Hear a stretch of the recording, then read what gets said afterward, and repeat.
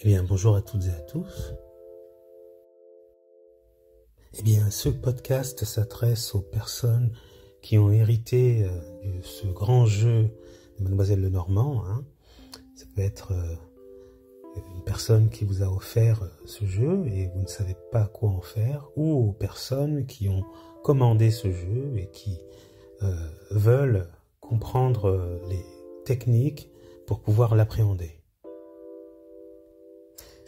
Beaucoup de personnes semblent captivées, semblent intéressées ou intriguées par ces magnifiques lames que vous pouvez observer. Il y a un rappel mythologique, une scène mythologique qui se dessine à nos yeux quand on observe chaque lame de ce grand jeu de Mademoiselle Lenormand. Alors beaucoup de personnes apprécient ce jeu, aiment ce jeu, mais ces personnes ont des difficultés à comprendre la manière dont on utilise ce jeu, c'est-à-dire la manière dont on puisse faire un tirage et la manière dont on interprète le tirage en question. Donc il faut savoir que vous avez plusieurs méthodes de tirage, vous avez bon nombre de techniques de tirage à 3 cartes, à 5 cartes, à 7 cartes, à 9 cartes, un tirage comparé, un tirage analytique, un tirage astrologique, le tirage du mandala. Il y a bon nombre de tirages. Donc ce qu'il faut faire, c'est en fonction de votre question précise, adapter votre tirage. Alors si vous faites un tirage avec beaucoup de cartes, le grand jeu de Mademoiselle Lenormand parlera énormément. Vous aurez énormément de détails et vous aurez une histoire à analyser qui sera quand même un peu complexe et sera assez longue. Il faudra un certain temps, une certaine concentration, on va dire importante, pour pouvoir appréhender un tirage avec beaucoup de cartes. Ce que je vous conseille pour les personnes qui viennent d'avoir le jeu, qui débutent, c'est de faire déjà un tirage à 3 cartes. Avec un tirage à 3 cartes, vous aurez réponse à votre question. C'est-à-dire que vous observerez sur YouTube le tutoriel qui parle du tirage de 3 cartes. Et vous vous entraînerez régulièrement à élaborer des tirages et à faire l'analyse du tirage en question. Donc, y compris les petits sujets qui vont avec les 2 autres cartes de part et d'autre. Alors avant de pouvoir vous aventurer à analyser des tirages de 3 cartes, il va falloir vous documenter, vous intéresser aux cartes, à chaque lame qui ont été créées. Donc, vous intéresser à l'histoire, c'est-à-dire à la mythologie de chaque carte. Donc, si vous observez, prenez le temps d'observer chaque carte, vous imprégnez de chaque carte. Vous prenez une carte et vous regardez la scène qui se dresse. Par exemple, je sais pas moi. Alors, avec le 6 de trèfle, donc si on regarde la scène centrale, il y a un combat. Donc, 2 personnes sont face à face et vont s'affronter. Donc là, au niveau du rapport mythologique ou du rappel mythologique, c'est Hector qui pousse Paris à affronter son rival Ménélas en combat singulier. Donc voilà, donc ça c'est le rappel. Et ce que vous pourrez faire, c'est en noter en fait ce qu'il en ressort de cette carte. Donc qui dit combat, dit conflit, dit querelle, dit discorde, dit affrontement. Voilà, donc après je pense que avec vos mots à vous, vous pourrez vous approprier la carte en gardant à l'esprit ces quelques mots, ce champ lexical qui vous rappellera bien sûr cette carte qui est le 6 de trèfle, où Hector combat Ménélas. Alors ensuite pour la lecture, pour l'analyse, bon, il y a beaucoup de livres qui pourront vous aider, donc je vous conseille de lire quelques livres, et puis comme ça vous aurez l'idée principale, puis après il faudra que vous élaboriez vous-même une gymnastique de l'esprit en fonction de vos tirages, et de pouvoir avec l'intuition, vos ressentis, pouvoir dresser un thème ou dresser une histoire qui sera crédible. Voilà. Alors, si vous observez plus profondément une carte, vous aurez donc plusieurs rappels. Donc, il y aura un rappel en cartomancie. Donc, au niveau de la carte en haut à gauche, vous aurez la cartomancie. Donc, ça vous donnera des indications. Ensuite, tout en haut, au centre, vous aurez l'astrologie. Donc, ça va vous donner aussi des indications. En haut à droite, vous aurez une lettre de codification. Ça peut être un H, un A, les lettres de l'alphabet en fait. Ça vous permettra de créer des mots et aussi d'avoir des thèmes. Vous aurez en dessous de cette lettre un rappel en géomancie. Voilà. Ça vous donne aussi une indication. Ensuite, vous avez la scène centrale. Donc, c'est bien sûr avec un rappel mythologique. Le sens de la carte. Ensuite, vous aurez en bas de la carte au milieu un rappel en botanique. Ça vous donne aussi des indications. Et en bas à gauche, vous aurez aussi le petit sujet de gauche. Ça vous donne aussi des indications sur ce qui se passe. Et aussi, vous aurez en bas à droite le petit sujet de droite qui vous donnera aussi d'autres indications. Et il y a aussi un symbole que vous pouvez retrouver, pas sur toutes les cartes, mais sur certaines cartes. C'est une petite référence, ou c'est un genre de pentacle, donc qui vous donnera aussi des indications. Donc voilà, il faudra tenir compte de ce que vous verrez sur la carte, et cela vous indiquera, vous donnera bon nombre de choses pour pouvoir interpréter un tirage. Vous aurez remarqué que le grand jeu de Mademoiselle Lenormand comporte des divisions. Voilà. Donc le grand jeu de Mademoiselle Lenormand se compose bien évidemment de 54 cartes. Et vous aurez aussi 2 cartes. Donc il y aura le consultant et la consultante. Alors, pour la composition de ce jeu, j'ai remarqué que il y a des cartes qui font partie, si vous voulez, de la première division, qui est la conquête de la toison d'or. Et cette conquête de la toison d'or, ça symbolise le commerce.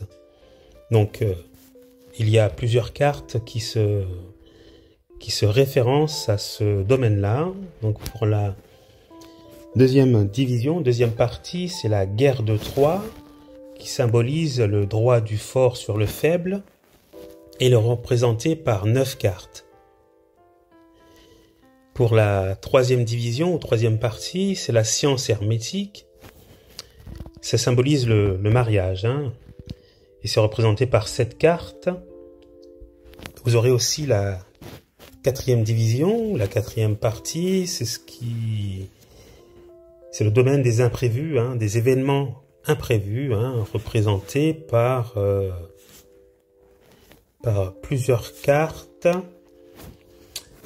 Ça symbolise bien sûr tout ce qui pourrait arriver qui ne serait pas prévu. Vous aurez aussi la cinquième partie, donc cinquième division, vous aurez les 12 signes du zodiaque, donc c'est-à-dire les 12 signes astrologie. Cela vous permettra de dater des événements ou de pouvoir vous repérer dans le temps. Alors ce jeu que Mademoiselle Lenormand a élaboré n'est pas un oracle, c'est un tarot. Il est essentiel et important de connaître la mythologie gréco-romaine. C'est comme pour le tarot de Marseille, il est essentiel de connaître tous les symboles qui sont rattachés, d'étudier sérieusement et profondément chaque carte pour pouvoir avoir une solide connaissance afin de pouvoir apporter la meilleure des interprétations. C'est très important. Ce tarot n'est pas un oracle, si vous voulez. C'est pas quelque chose qui... si vous voulez, ce n'est pas de l'à peu près, c'est quelque chose d'assez précis. Décrire une carte ne suffit pas et ne peut prétendre être une explication. Par exemple, on va prendre le 9 de trèfle qui représente Hercule affrontant l'hydre de Lerne. En fait, cette carte signifie que le sujet remporte des victoires sur le plan matériel ou professionnel, mais connaît des difficultés sentimentales.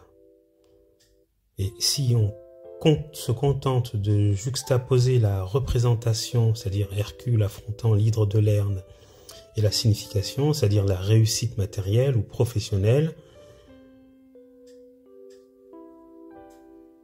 on ne fait que donner l'illusion d'une explication, car celui qui connaît l'histoire d'Hercule peut comprendre le rapprochement entre la représentation et la signification de la carte. La personne est dans l'ignorance de cette légende, elle n'a aucun moyen de découvrir les raisons qui permettent de passer logiquement et rationnellement de la représentation et à la signification.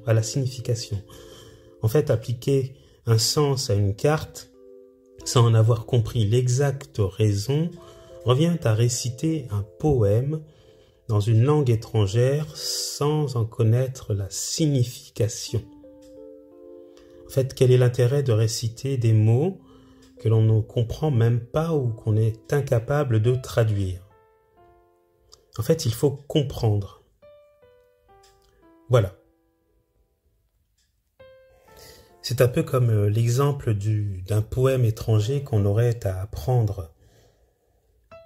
Ça revient à se poser la question suivante. Est-ce que je suis capable de réciter un poème en chinois ? Et est-ce que cela signifie pour autant que je connais le chinois? Je peux sans doute après avoir déclamé brillamment mon texte, donner l'illusion à mes auditeurs que je connais le chinois, mais si je me trouve en face d'un chinois, ma prétendue connaissance ne l'abusera pas longtemps. Voilà. En fait, la question que je dois me poser vraiment, c'est est-ce que j'ai envie de m'amuser avec le tarot ou alors est-ce que je veux le connaître et l'utiliser sérieusement? Donc si c'est la première solution qui me séduit, eh bien je peux effectivement me contenter d'apprendre les significations. Mais si c'est la seconde proposition de la question qui correspond à ma démarche, je ne peux faire l'impasse sur l'étude. Donc, il faut que je me résolve à comprendre et à apprendre la mythologie gréco-romaine. Bien évidemment, pas tout entière, mais étudier la mythologie. Il est clair que je ne peux pas apprendre toute la mythologie gréco-romaine parce que c'est beaucoup trop vaste et complexe. Mais je me contenterai d'apprendre les principaux dieux et héros représentés dans le tarot astro-mythologique de Mademoiselle Lenormand. Voilà. Donc en gros, il faut apprendre ou comprendre ou étudier la guerre de Troie et la toison d'or. Pour terminer ce podcast, je vais vous parler brièvement de Marianne Normand, parce que il est important d'en parler quand même. J'aurais dû en parler au tout début de ce podcast. Pour les personnes qui ne la connaissent pas, eh bien, c'est une personne qui est née à Alençon en 1772 et qui est morte en 1843. Elle a marqué son temps avec différents travaux. Donc, elle a écrit beaucoup. Elle a créé aussi des jeux divinatoires. Elle était passionnée d'ésotérisme. Elle a étudié la mythologie grecque et égyptienne, l'astrologie, l'alchimie, la kabbale, la chiromancie et bien d'autres domaines aussi. Elle a travaillé en collaboration avec un dessinateur, ce qui lui a permis de créer le tarot astro-mythologique, ainsi que différents jeux divinatoires. Elle fonde un journal et elle deviendra aussi un personnage public.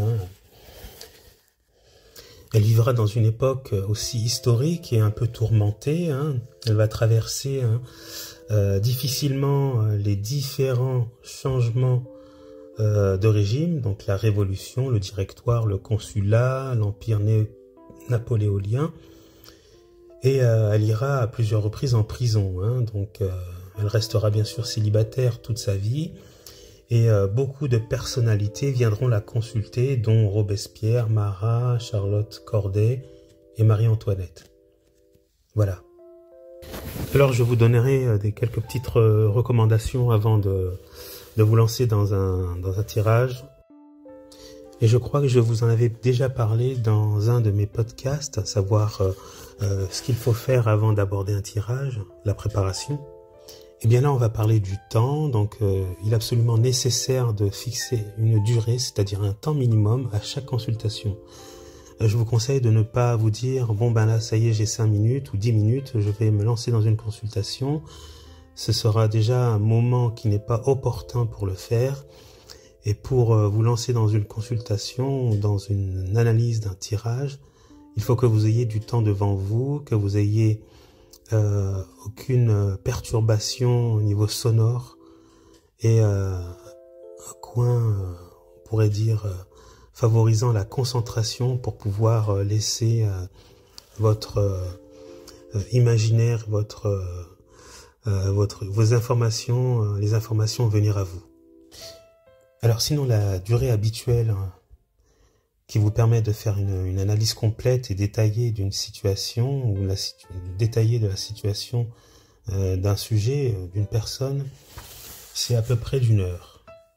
Donc bien entendu, si vous êtes capable de faire une analyse complète en moins d'1 heure, c'est très bien. Il y en a qui pourraient le faire en une demi-heure ou en 15 minutes. Donc ça n'appartient qu'à vous.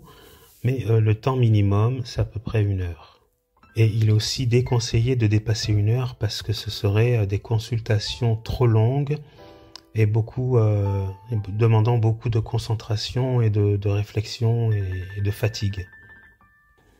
Alors vous allez vous dire que c'est difficile, c'est clair. Au départ, il est assez difficile de pouvoir maintenir une consultation dans le temps que vous aurez défini au préalable au début. Donc avec l'expérience, vous allez pouvoir vous respecter cet horaire-là et aussi bien sûr dépasser, mais vous allez vous dire qu'en dépassant 1 heure, vous allez vous dire que vous êtes à l'aise et que la consultation sera meilleure.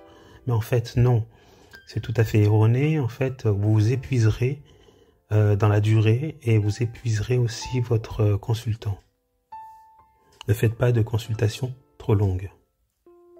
Alors on va parler du lieu maintenant. Alors le lieu, il est important d'offrir une consultation dans un lieu calme, dans un lieu propice à la concentration. De préférence sans bruit, c'est-à-dire sans radio, sans télévision allumée, bien sûr, sans surpeuplement, sans machine qui tourne, sans bruit de fond, sans bruit sonore. Donc un environnement relativement calme et détendu. Alors pour le paiement, il est essentiel de favoriser un échange. Donc en fait, il convient d'établir un mode de paiement. Donc ce dernier peut être symbolique. Donc c'est vous qui voyez en fait si vous donnez ou pas. Voilà, ça permet à vous et au tarologue d'établir un échange, et ça accordera aussi beaucoup de valeur à votre travail qui exige de sa part un investissement quand même. Vous pouvez très bien, si vous commencez à faire des consultations, donc utiliser votre consultant en tant que cobaye, donc à ne rien faire payer bien sûr.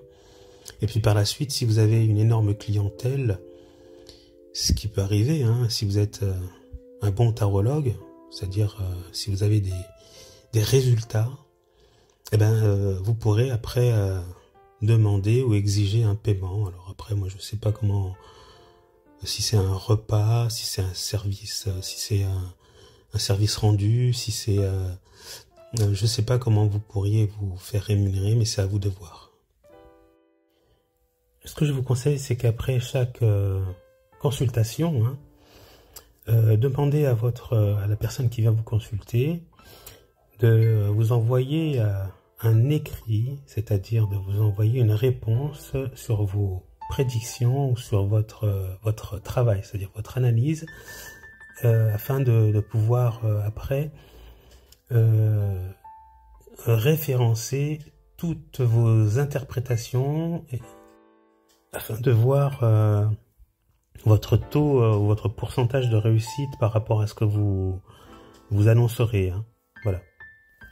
Alors on va parler maintenant de la prise de rendez-vous. Alors je vous déconseille de répondre, c'est-à-dire de suite dans une situation de stress ou dans une situation d'urgence. Donc je vous conseille de prendre rendez-vous et de favoriser vraiment votre entretien. Alors la relation maintenant avec votre consultant. Eh bien votre lecture du tarot en fait doit se faire face à face en fait. Évitez la présence d'une tierce personne parce que ça peut perturber l'entretien. La consultation ne permet bien sûr pas de spectateurs, c'est pas un lieu de spectacle.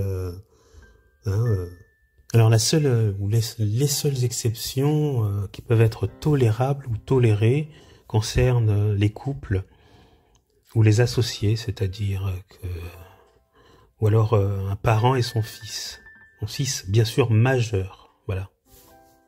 Donc sinon je vous recommande d'exclure systématiquement les tierces personnes.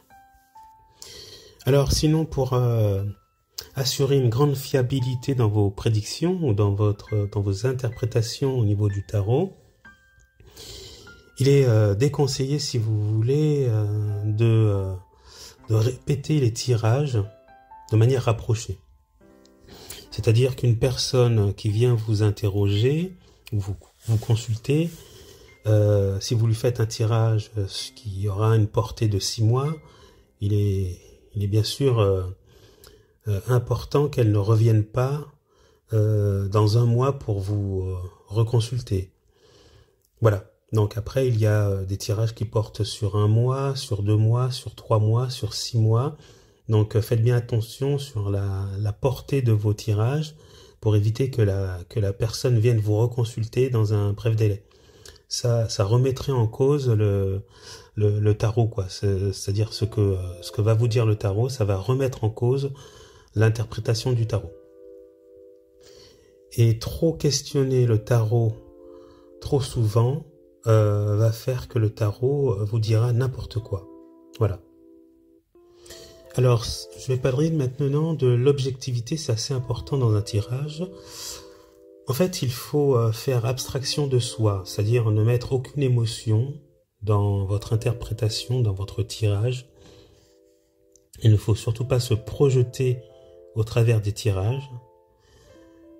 Il faut faire abstraction de sa propre personne. Il faut en fait, c'est assez difficile, il faut être absent et en même temps lire votre tarot. On a souvent tendance à observer, donc quand on observe, on a envie d'analyser. Voilà. Donc une traduction objective d'un tirage correspond en fait à une traduction apersonnelle, ce qui ne l'empêche pas d'être personnalisé. Donc si vous voulez, le consultant doit se reconnaître en fait dans cette analyse, mais ne doit pas reconnaître le tarologue. Et le tarologue doit en fait faire l'interprétation et s'oublier totalement. En fait, il ne doit pas faire référence à sa propre expérience, bien sûr à ne pas juger, à ne pas donner de conseils personnels, mais aussi à mettre de côté ses problèmes, et surtout ses problèmes du moment, bien sûr. Les limites. Alors bien sûr, il y a des limites en tarologie. Quand vous faites l'analyse d'un tirage, il est bien sûr clair et net qu'il ne faut pas que vous annonciez des décès, que vous ne vous positionnez pas sur les accidents, sur le thème de la santé. Je pense qu'un médecin fera largement son travail et bien sûr est beaucoup plus qualifié que nous par rapport à cela. C'est-à-dire qu'en fait, il faut être prudent dans ce qu'on dit, dans ce qu'on pourrait annoncer. Parce si jamais vous annoncez la mort, la personne en question aura peut-être envie aussi de se supprimer. Donc il pourrait y avoir des dommages collatéraux, donc il faut surtout pas rentrer dans ce domaine-là. Ou alors l'annonce de maladies graves ou d'accidents. Voilà. Tout cela pourrait avoir un impact psychologique important. Il est tout à fait possible que vous ayez lors d'un tirage que du négatif, que des situations négatives, et vous avez quelque part peur d'annoncer ces choses-là. Donc il faut que vous trouviez ce moyen de pouvoir transformer tout cela en positif. C'est-à-dire que avec le négatif, vous arrivez à transformer cela de manière à rester positif. Voilà. En gros, il faut positiver, c'est le positivisme. Vous allez parvenir à lui insuffler de la confiance, de la combativité. Il faut l'aider pour qu'il ait envie d'entendre ce que vous avez à lui dire. Donc, ce n'est pas systématiquement l'envie de lui faire plaisir en réalisant une consultation juste, mais il faut l'amener à être positif, à se battre, à avoir une vision de la vie plus belle. Vous pourrez aussi lui donner des moyens pour agir, en lui montrant qu'il a des ressources, qu'il a des qualités, en révélant ses possibilités de réussir, d'être heureux, de lui ouvrir les portes, de l'aider à voir ce qui pourrait améliorer sa condition, de l'éclairer, de mettre en avant ses atouts, sa force, ses potentialités. Alors, lors d'un tirage, vous avez une relation d'adulte à adulte. Il faut savoir que vous parlez à un adulte, donc il faut le responsabiliser, surtout pas le frustrer, ne pas toujours lui donner raison, il faut l'obliger à se remettre en cause. C'est-à-dire qu'il a le pouvoir sur les événements, qu'il peut les changer, qu'il a la possibilité de modifier le cours des choses, que son avenir est entre ses mains et que le tarologue est là pour le guider, sans jamais lui faire prendre les mauvaises décisions. Il y a, si vous voulez, pas de fatalisme et rien n'est inéluctable ou incontournable.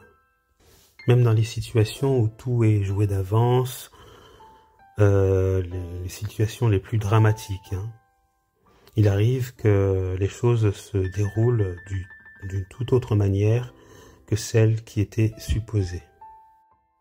Eh bien, voilà, c'en est tout pour ce podcast qui a duré à peu près 29 minutes. Ce ce podcast était assez long, mais il fallait faire ces petites mises au point sur les cartes et la manière dont il faut se comporter pour pouvoir appréhender un tirage. Vous avez maintenant toutes les cartes en main, et puis c'est à vous de vous entraîner, et puis de garder patience et de ne pas hésiter à vous documenter. Au revoir, merci.